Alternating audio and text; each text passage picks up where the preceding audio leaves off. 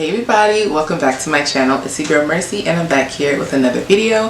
If you're new, welcome. We talk about all things faith and lifestyle, and for those of you who have been watching me and are supporting me, thank you so much. I want to just give a quick update. I know the last time y'all saw me I was going through a little something and the Lord was dealing with me, but I'm happy to report that all is well and I'm back in a better mindset, in a better state. And I'm just really thankful to God, and I give him all the praise and the glory. And yeah, let's just get right into this video. So as we know, we are officially in February of 2024, and y'all know what that means. It is Black History Month, and it is also a month filled with love and everything like that. So I thought, why not come on here and talk about my experiences with relationships and the few things that I've learned over these last couple of years, and that's platonic relationships, romantic relationships, and everything in between. So let's get right into it. These are 5 things that I've learned about relationships in my lifetime. So number 1 is on a spiritual level. No matter who God ordains, to be in a relationship, it is always going to come down to our choice as people. I've seen not only in my life but in others' lives where one person was committed to a relationship, whether it be a friendship or a romantic relationship, and the other person was not.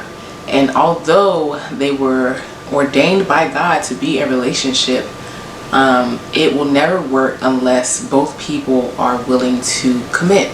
And Amos 3:3 says, how can 2 people walk together if they don't agree?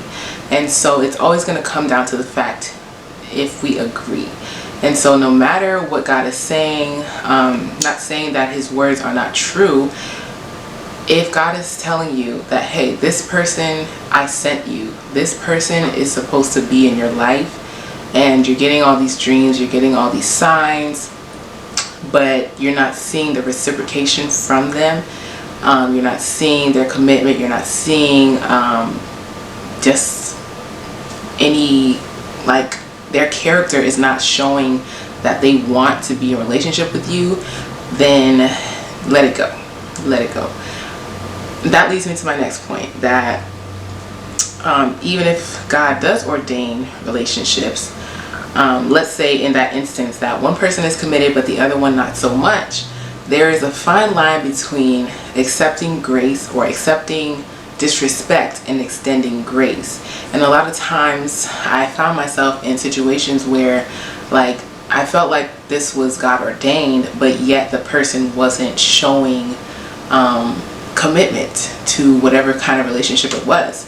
And so whether it was them not being communicable, not being considerate in my feelings, not thinking of me, or reciprocating the giving and the actions that I was giving toward them, in a way, like, you're allowing that to happen is you accepting disrespect from them, because anyone who respects you is going to value your time, is going to communicate with you consistently, and they're not going to leave any room for any doubt or any confusion to enter in. And so when you see that happening, let it go. That leads me to number 3. The right person at the wrong time is the wrong person. This is something that I had to learn in my life, along with the other 2 things that I just stated. It's not easy because we're created for a relationship. We're created to love one another. And it's difficult when you have so much love to give, but it's like no one to give it to. So whenever someone even presents themselves as somewhat worthy in the beginning, it's like you want to hold on to it, you want to grasp it and never let it go. But you have to be vigilant, you have to be wide-eyed and sober-minded, and pay attention to the actions of these people who you're allowing into your lives. So the right person, though they may have the character that you always desire, though they might have just the personality traits that you are compatible with, it might be the wrong season. There might still be needing to be character development in their lives to get them to a place where they need to be at in order to sustain the relationship with you.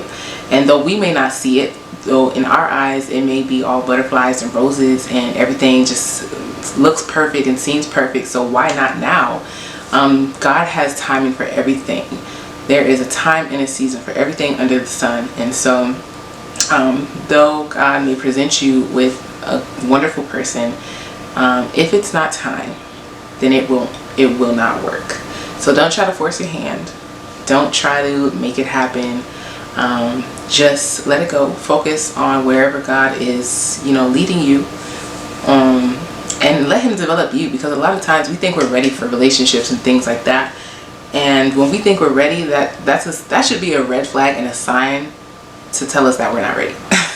Because when we have too much confidence in ourselves in regards to relationships and all of that, it's like, okay, so you don't think you need any more work? Like, you don't think you need any more construction? You just think you ready and the other person need to get ready? No, more than likely we need preparation and all that development as well. So men and women, I have learned, have two different understandings of friendship. When a man and a woman, if there's a co-ed relationship and we're supposed to be friends, right? A man's perceptive of relationship, of friendship, is, okay, what we would perceive as women as a associate or an acquaintance is what a man perceives as a friend. So a man can meet someone, they can, have so much in common. When they see each other, they dap each other up, they're cool, they're like brothers. They could talk twice out of the year and be best friends. So I've noticed that about men. Now, whether that's true, they could confirm it in the comments, whatever. But this is what I've come to realize about men. And as far as women, when we think of a friend, we're thinking of somebody we can call, we can be on FaceTime with for hours, we can chill with, once or twice out of the month if we're grown, because we're not in high school anymore, so we're not going to see each other all the time. Just catch up here and there, every month. For us, it's more consistent. It's a more consistent basis with our friendships. And so that is what I noticed. So if you are a woman and you have male friends, and if you are a male who has female friends, just have that rule of thumb in your mind. An acquaintance to a woman is a friend to a man. So that is number 4. I lost track about what number I was on, honestly. But last but not least, hear me loud and clear. Unspoken expectation is unfulfilled expectation. When you have expectations that you do not communicate to your cohort or whoever you're in relationship with, when you don't communicate your expectation will not be fulfilled. And I'm not talking about, the basic and the common traits and characteristics that a person should present. But as far as your style of friendship, your style of communication, what do you prefer, text or call? That all needs to be communicated. Because you're calling somebody all the time and they text you does not mean that they're going to pick up the fact that you like to be on phone calls. That doesn't mean that they're going to realize that that's how you receive love. So you have to communicate all these things. It shouldn't be assumed that the person should just know these things about you, especially if you're just meeting or getting to know each other. So uncommunicated expectation is always unfulfilled expectation, unless you are in relation with a mind reader, or which we don't want. So anyway, that is all for today's video. I hope this helps some of you in your relationships.